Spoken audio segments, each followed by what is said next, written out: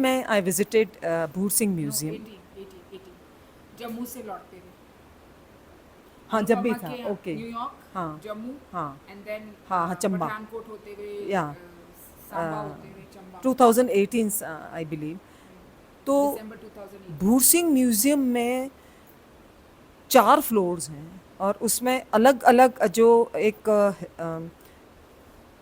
Numismatics, inscriptions, iconography, paintings, ये सारा conserve जो हिस्ट्री है इस फॉर्म में वहाँ कंजर्व्ड है।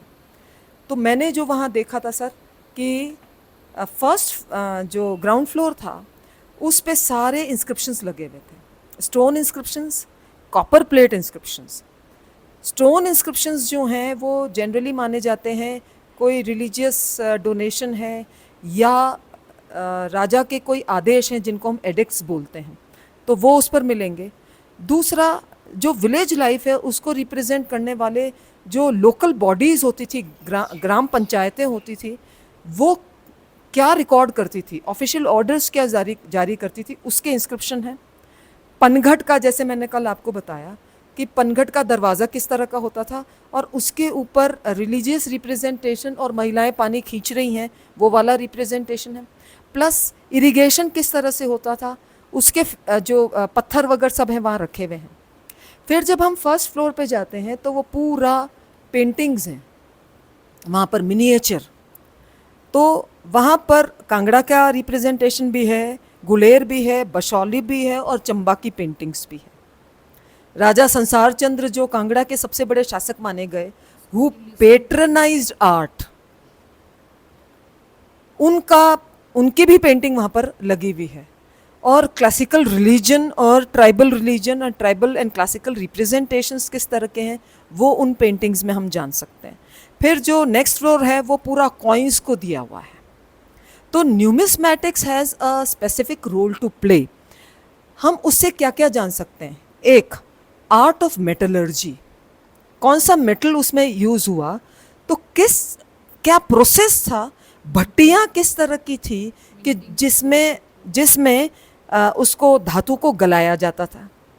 फिर उनकी मिंटिंग कैसे होती थी, तो स्टेटमेंट्स जो हैं उनको कैसे मिंट करते थे, उसके ऊपर लगने वाली जो सील्स हैं, उन सील से एक तो राजा के बारे में पता चलता है, उसके ऊपर अगर कोई टर्म जो है वो इंस्क्राइब्ड है, जैसे श्री राम लिखा हुआ है, तो इसका मतलब है कि वो राजा जो है वो राम को फॉलो करने वाला था।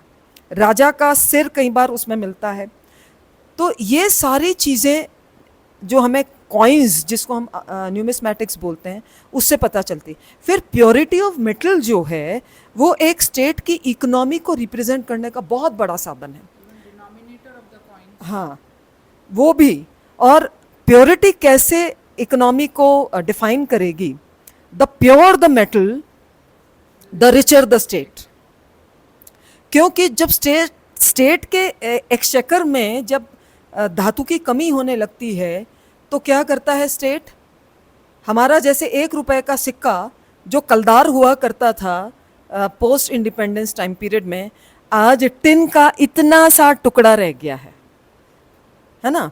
तो purity and size of coins ये बतलाते हैं कि एक स्टेट किस तरह से इकोनॉमी को लूज कर रहा है और ज़्यादा से ज़्यादा दूसरा मेटल उसमें, एलॉय जो है वो उसमें डाल रहा है, प्योरिटी ऑफ मेटल।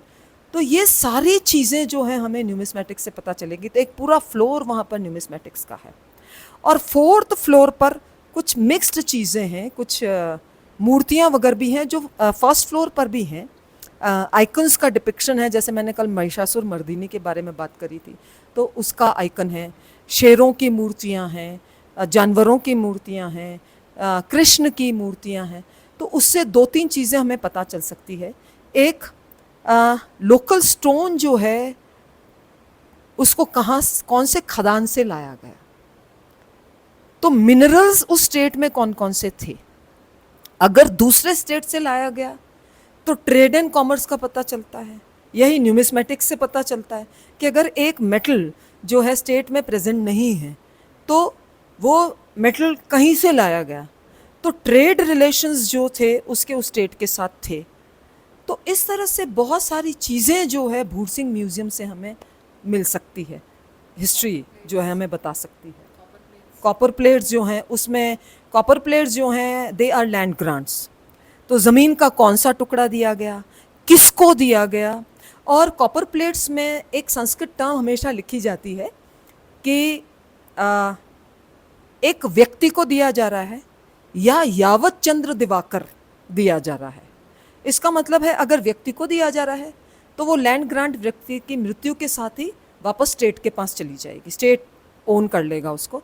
और अगर नीचे यावत चंद्र दिवाकर यानी जब तक सूरज चांद रहेगा ज़मीन का टुकड़ा तुम्हारे नाम रहेगा, यानी इनहेरिटेंस में पीढ़ी दर पीढ़ी जो है वो उसके डिसेंडेंट्स को मिलता चला जाएगा।